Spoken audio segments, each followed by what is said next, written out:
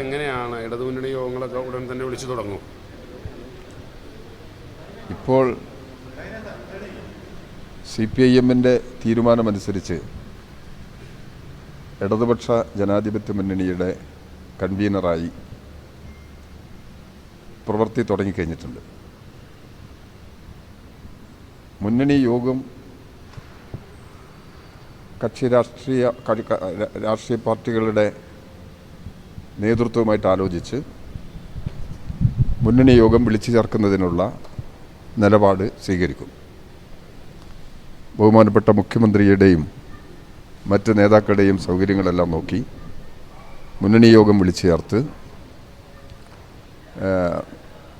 തുടർ പ്രവർത്തന പരിപാടികൾ തയ്യാറാക്കി മുന്നോട്ട് പോകണം എന്നാണ് ഉദ്ദേശിക്കുന്നത്. ഇടതുപക്ഷ ജനാധിപത്യ മുന്നണി ജനങ്ങളുടെ നാനാതരത്തിലുള്ള ജീവിത പ്രശ്നങ്ങളിൽ തയ്യാറാക്കിയിട്ടുള്ള ഒരു പരിപാടിയുടെ അടിസ്ഥാനത്തിലാണ് പ്രവർത്തിക്കുന്നത്.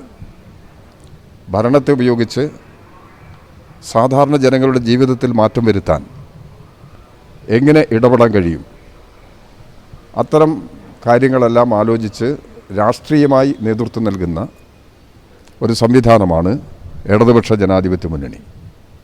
ഇടതുപക്ഷ ജനാധിപത്യ മുന്നണി 2016 തെരഞ്ഞെടുപ്പിൽ മത്സരിച്ചപ്പോൾ ഒരു മിനിമം പരിപാടി ജനങ്ങളുടെ മുമ്പിൽ അവതരിപ്പിച്ചിട്ടുണ്ട്.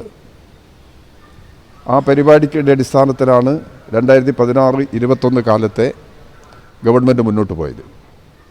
2021 തെരഞ്ഞെടുപ്പിൽ മത്സരിക്കുമ്പോഴും കഴിഞ്ഞ അതിന് തൊട്ടുമ്പോൾ 5 വർഷക്കാലത്തെ അനുഭവങ്ങളുടെ എല്ലാം അടിസ്ഥാനത്തിൽ ഒരു പരിപാടി ജനങ്ങളുടെ മുമ്പിൽ അവതരിപ്പിച്ചു.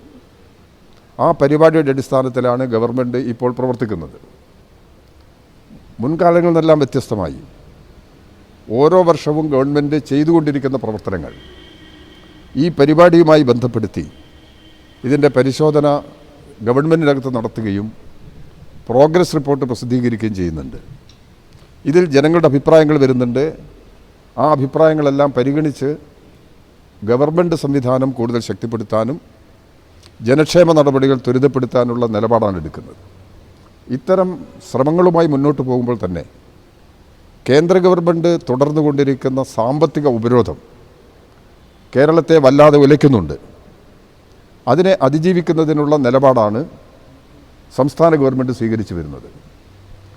കഴിഞ്ഞ നിയമസഭയിൽ റൂൾ 300 പ്രകാരം മുഖ്യമന്ത്രി ഒരു പ്രത്യേക പ്രസ്താവന ഇറക്കിയിട്ടുണ്ട്. ആ പ്രസ്താവനയിൽ സാമൂഹ്യക്ഷേമ പെൻഷൻ മുതൽ സാധാരണ ജനങ്ങളെ ബാധിക്കുന്ന പരിഹരിക്കപ്പെടാൻ ബാക്കി നിൽക്കുന്ന എല്ലാ പ്രശ്നങ്ങളും ഗവൺമെൻറ് തീരുമാനത്തിൻ്റെ അടിസ്ഥാനത്തിൽ സമയബന്ധിതമായി പരിഹാരം കാണുന്നതിനുള്ള നിലപാട് ഗവൺമെൻറ് സ്വീകരിക്കുകയും ഈ സ്റ്റേറ്റ്മെൻറ്റിൽ അതെല്ലാം മുഖ്യമന്ത്രി വ്യക്തമായി പറഞ്ഞ് അതിൻ്റെ അടിസ്ഥാനത്തിൽ പ്രവർത്തനങ്ങൾ മുന്നോട്ട് പോവുകയാണ് ചെയ്യുന്നത്. അപ്പോൾ ജനങ്ങളുടെ വിവിധ തലങ്ങളിലുള്ള പ്രശ്നങ്ങൾക്ക് പരിഹാരമുണ്ടാക്കി ജനങ്ങളുടെ അഭിപ്രായങ്ങൾ പാലിച്ച് ജനങ്ങൾ ഏതെങ്കിലും തരത്തിലുള്ള തെറ്റുകൾ ചൂണ്ടിക്കാണിച്ചിട്ടുണ്ടെങ്കിൽ അത് തിരുത്തി മുന്നോട്ട് പോവുക എന്ന സമീപനമാണ് കേരളത്തിൽ ഇടതുപക്ഷ ജനാധിപത്യ മുന്നണി തുടരുന്നത്. ഈ പ്രവർത്തനത്തിൽ എല്ലാ വിഭാഗം ജനങ്ങളുടെയും നല്ല നിലയിലുള്ള പിന്തുണ ലഭിച്ചു വരുന്നുണ്ട്. ഇത് കൂടുതൽ ശക്തിപ്പെടുത്തി മുമ്പോട്ട് പോകാനാണ് തുടർന്നും പരിശ്രമിക്കുക. താങ്കളുടെ മുൻഗാമി പലതരത്തിലുള്ള പ്രത്യേകിച്ച് എതിരാളികളുമായിട്ടുള്ള ചില കൂടിക്കാഴ്ചകളൊക്കെ വലിയ വിവാദം ഉണ്ടാക്കിയിരുന്നു. അപ്പോൾ ആ ഒരു പശ്ചാത്തലത്തിൽ താങ്കൾ ഈ സ്ഥാനത്തിൽ കൂടുതൽ ജാഗ്രത പുലർത്തും അക്കാര്യത്തിലൊക്കെ? ജാഗ്രതയുടെ കാര്യത്തിൽ ഞാൻ ആദ്യം പറയാം. ഞാൻ 1968 CPIM മെമ്പറാവുന്നത്. അതിനുശേഷം ഇന്ന് 18 വയസ്സ് പൂർണ്ണമാകുന്നേ ഉള്ളൂ. അതിനുശേഷം ഇന്നേ വരെ ഒരു യാത്രയാണ് ഈ പാർട്ടിയിൽ നടത്തിയിട്ടുള്ളത്. ഇതിനിടയിൽ എല്ലാ തലത്തിലുമുള്ള വിവിധ തലങ്ങളിലുള്ള ഉത്തരവാദിത്തം പാർട്ടി എന്നെ ഏൽപ്പിച്ചിട്ടുണ്ട്. ആ ഉത്തരവാദിത്തങ്ങളെല്ലാം പൂർണ്ണമായും സത്യസന്ധതയോടെ ജനങ്ങളോടുള്ള പ്രതിബദ്ധത ഉയർത്തിപ്പിടിച്ചുകൊണ്ട് തന്നെ പാർട്ടി തീരുമാനങ്ങൾ നടപ്പിലാക്കാനും ഞാൻ ശ്രമിച്ചിട്ടുണ്ട്. പാർട്ടിയുടെ സംഘടനാപരമായ ചുമതലയും ഭരണപരമായ ചുമതലയും ഏൽപ്പിച്ചപ്പോൾ അതെല്ലാം 100% നീതി പുലർത്തിക്കൊണ്ട് തന്നെ നടപ്പിലാക്കാൻ കഴിഞ്ഞു എന്നുള്ളതാണ് എൻ്റെ വിശ്വാസം.